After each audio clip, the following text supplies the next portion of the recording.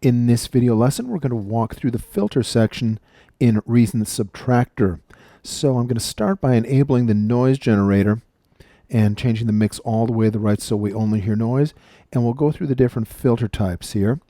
Our frequency, cutoff frequency control right here, and our resonance control right here, which we'll come back to in a bit. All right, selecting the filter types right there, or just manually clicking on them like there.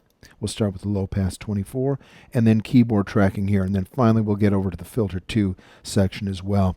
I'm going to open up the filter all the way. So low pass filter allows lows to pass, filters out high frequency. Let's play a key and lower the frequency or the cutoff frequency.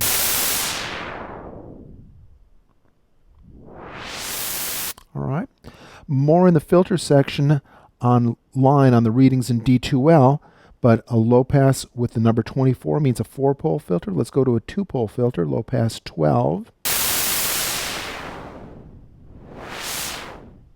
Let's see if we can hear any characteristic differences. Let's change right there. So you can hear how the steepness of the slope changes when we go to the steeper slope of the 4-pole versus the 12 when we put the cutoff frequency right in the middle. Band pass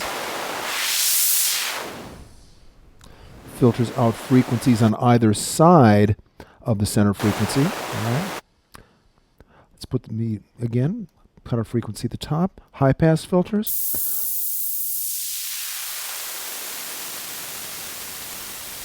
So as we lower the frequency cutoff, we can hear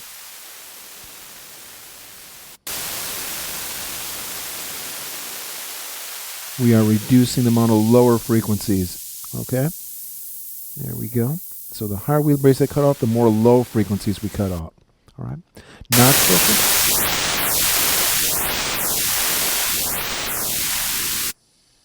Kind of a jet sweep effect there. All right. Let's go back and put in resonance here.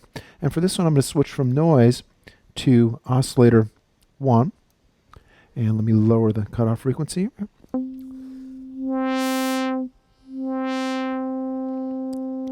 Now what the resonance control does, it emphasizes or amplifies the frequency of the cutoff frequency itself. So let me raise the resonance.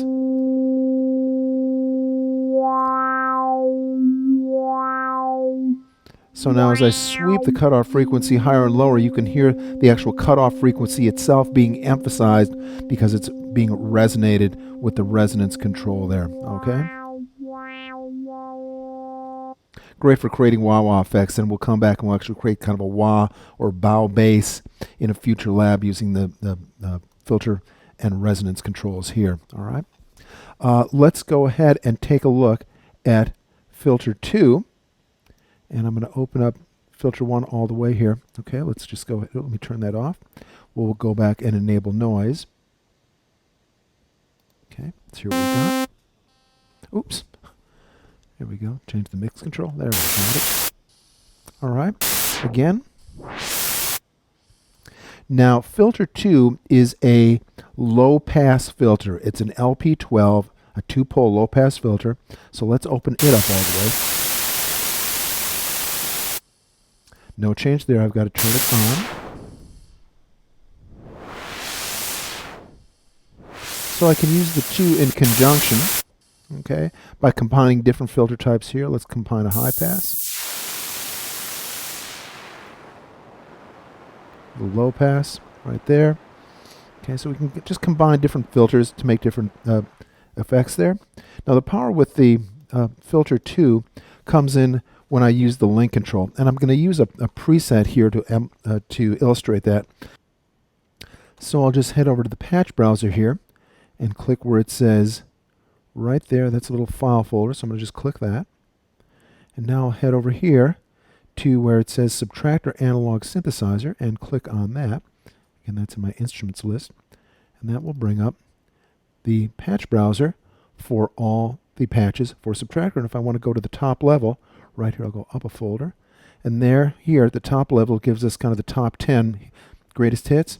And there we have some different subfolders in there with different categories that they've organized for us. So I'm going to go to polysynths here.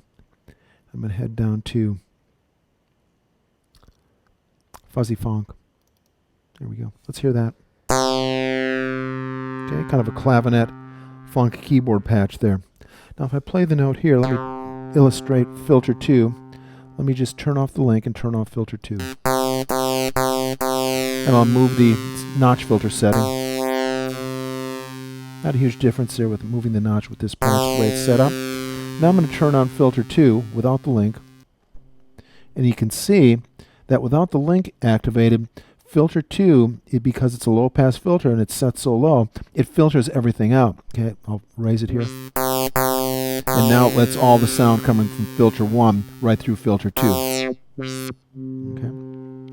Let's set it at the bottom again. And now I'm going to play a note. And now I'm going to turn on link. And what link does is now this frequency cutoff slider here tracks or is really controlled by the position of the filter 1 slider. So as I raise this, even though you don't see it, it's actually raising the filter cutoff point relative to what this is. So it's kind of matching it and tracking it. It's one of these things you're going to have to come back and play with a bit to really get a good feel for it and in some context. So just kind of go through the patch library here and launch some patches and see where filter 2 comes up linked and active. And you can go ahead and play with it and see what happens. Okay.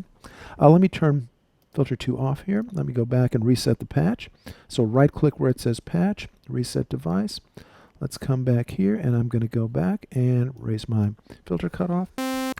Let's wrap up here with keyboard tracking. All right. So with the way the synthesizer is set up, if I play a low note here and play a high note, Subtractor is trying to imitate acoustic instruments, and that the harmonic signature of the higher notes will be a little bit more muted. Okay? So let me play low note again, high note again. Now with keyboard tracking enabled, as I play up the keyboard, it will keep the harmonic signature the same, so it will be equally bright equally as bright on the low notes as it will on the high notes. So here I'll play those 2 notes again. And you can hear how much more shrill and bright that top note is. Let me turn it off again. Here's the bottom. And turning it on full. So if you want to preserve the brightness of your patch no matter where you play on the keyboard, turning keyboard tracking up to full is probably what you might want to consider doing. So that really wraps it up for the filter section. We'll come back and look at the envelope generators in the next video lessons.